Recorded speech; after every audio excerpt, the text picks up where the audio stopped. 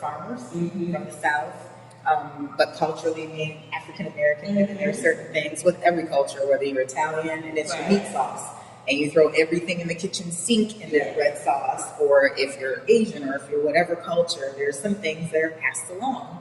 And I know the unspoken rule is, like I said, whatever's in front of you, you eat it.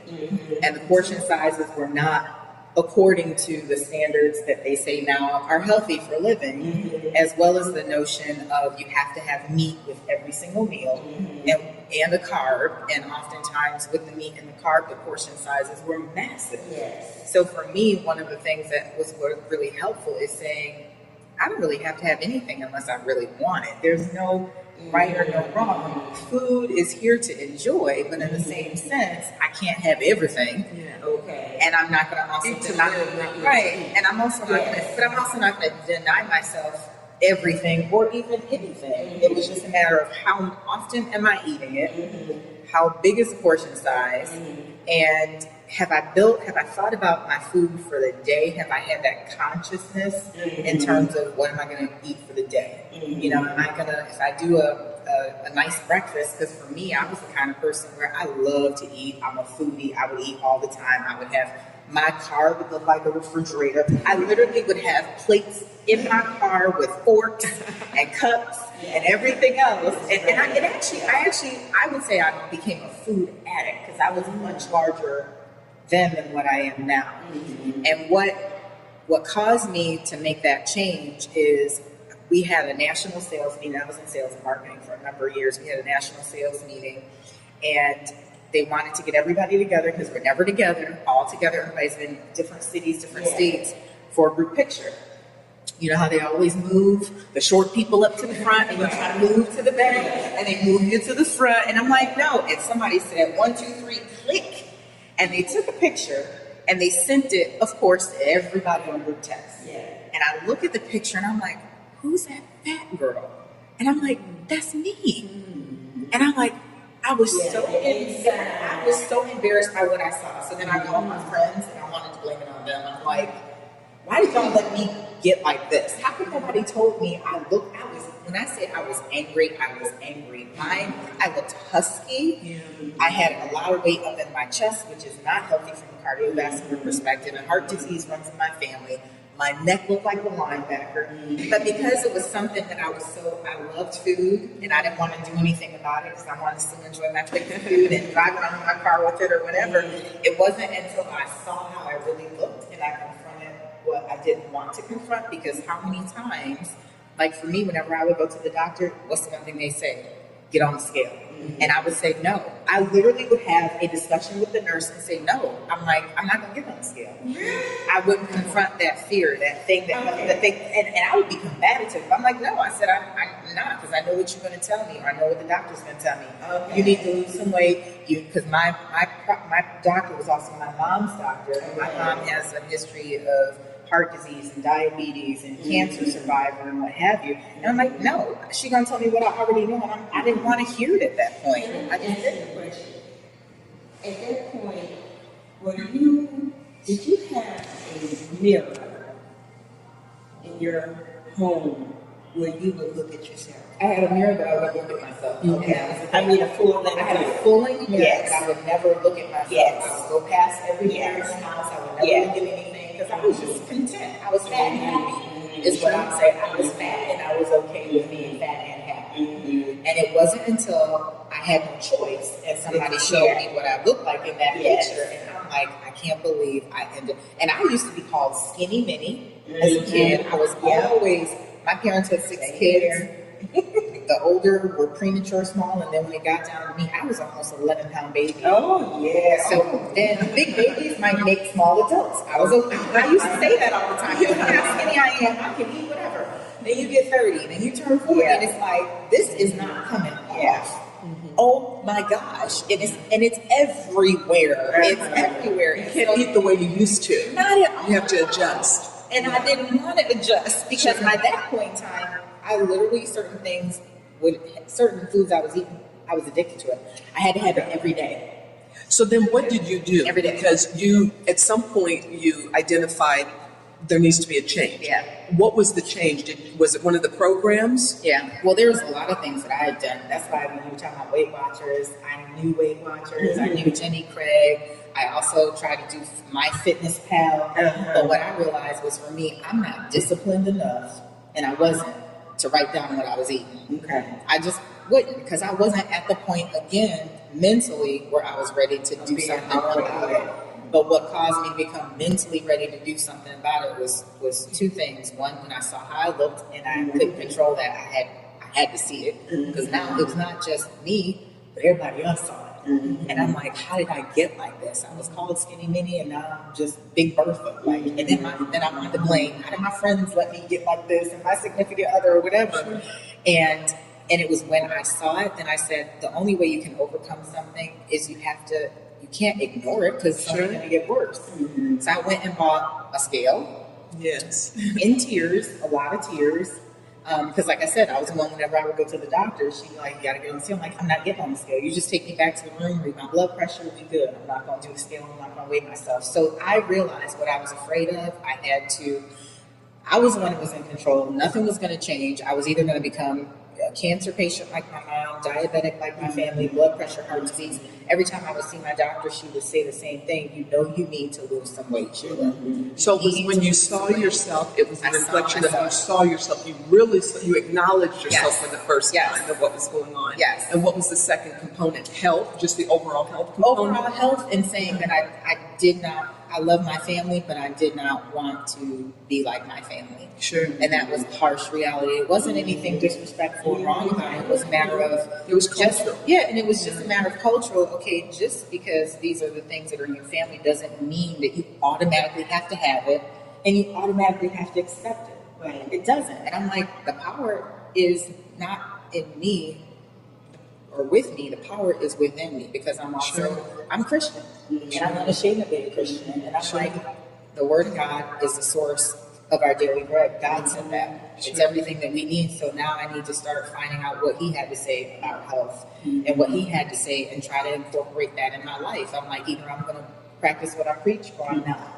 So it sounds like you started investigating that for yourself, and then you identified and followed and executed your own plan. Yep. And I started with spiritual things. I started with first things first. I was like, I have to get a scripture, because when I tried to do it in my own strength, it's always failed. I kept putting in, I kept going to Jenny Craig and failing at that. I kept failing at Weight Watchers. I kept failing at MyFitnessPal. I kept, you make a couple hedgeways, and then you step back 3 or 4, and I'm like, I'm tired of roller coaster. I'm tired of the cycle. My metabolism is changing.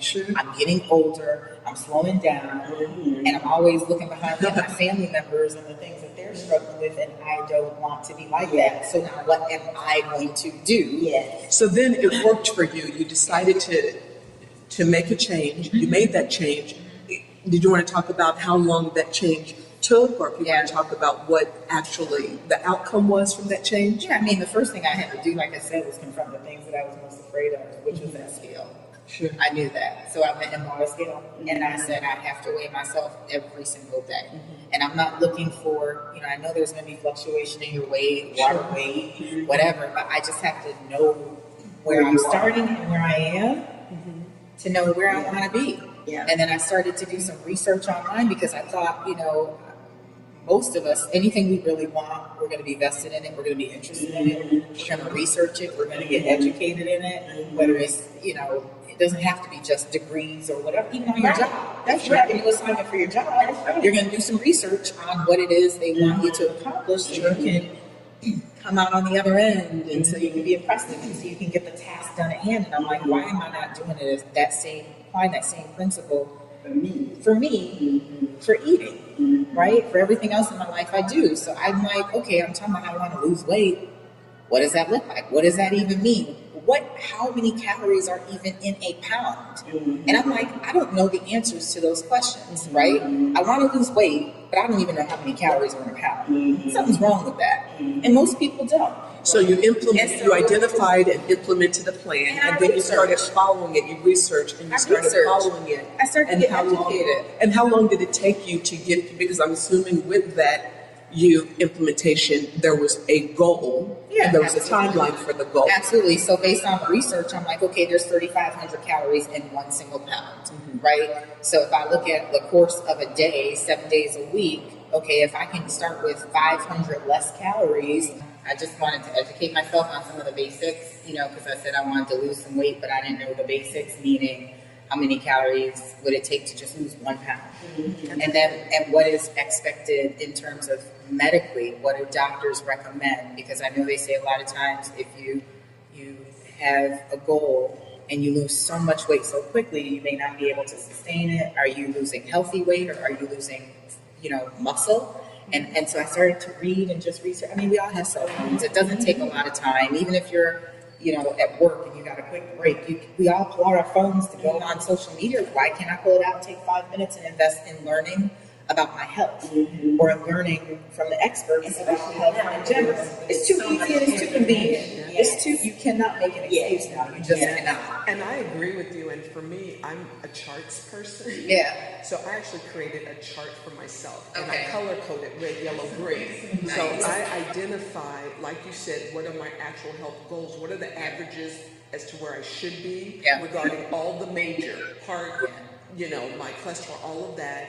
Then wherever I am, and then I say, well, if this is where I am and I'm not there, then I give myself a time frame to get there. But then to your point, I research to say, what are the foods or whatever it is I like, and then go from there. So I just wanted to kind of piggyback on that. But then I make a chart, and I'm like, hey, I'm green, and it feels so good. Right. That needs to be an app. I need to make an app about it. There you go. But no, go ahead. So I just wanted to piggyback on that I agree with you. That's good, because we need that visual. Yeah. We do.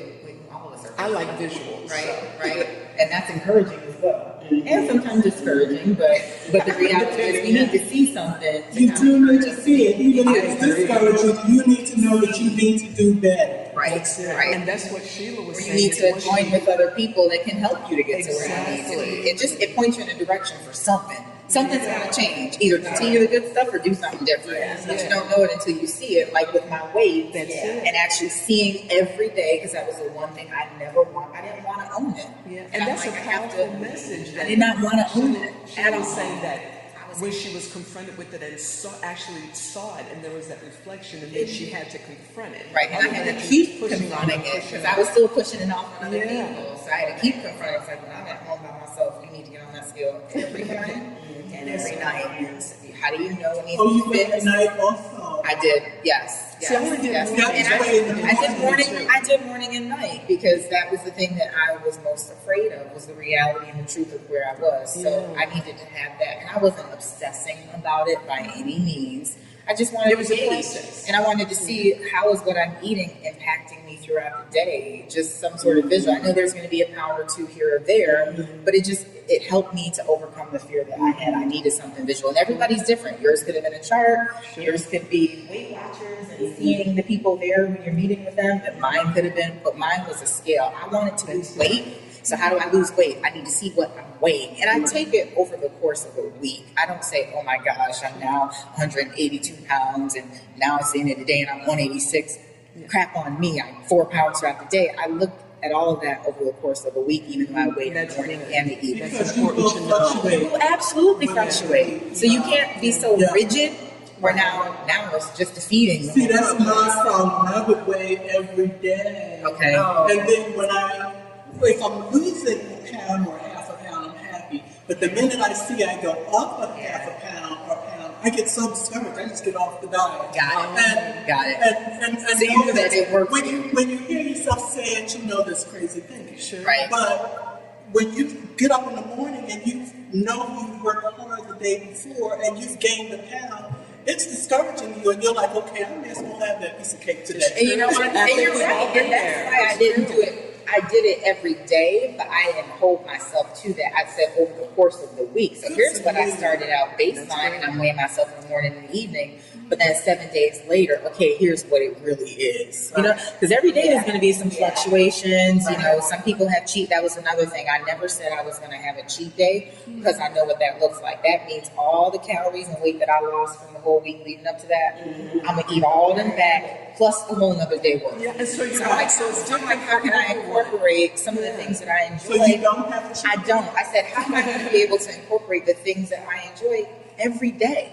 And that made me think, okay, well, what do I need to eat for breakfast? What do I need to eat for lunch so that I can have an appropriate portion size of my butter pecan ice cream that I enjoy with sprinkled almonds and a little whipped cream on it? Yeah. I'm very specific. And so that's, and I think to your point. So I can't have that cheeseburger for lunch with French fries because I know then what I really want in my soul is that ice cream at the end of the day. And that's why to your point. Yeah, and to your point, that's why it's different for everyone, which is why these sessions are so great, because what works for one may not work for the other. What you focus on, another person may not focus on, but it's all important and it all works at some level. Absolutely. So at the end of the day, you got, and we're going to conclude, at the end of the day, you got to where you wanted to get to, right? Absolutely. I did, but now I need to go back to some. It's a personal journey. It's no different than anything else. The awareness is the starting off point. Right, absolutely. What launched the seriousness? It was, I had a made up mind based on what I saw. I'm not happy and I want to do something different. And I'm so determined, like you said, now you went back to Weight Watchers. And now you're doing reading the instructions. You're doing it. Like, it started with having a made up mind. Like, I'm bad at this. I'm bad as hell about the way I look.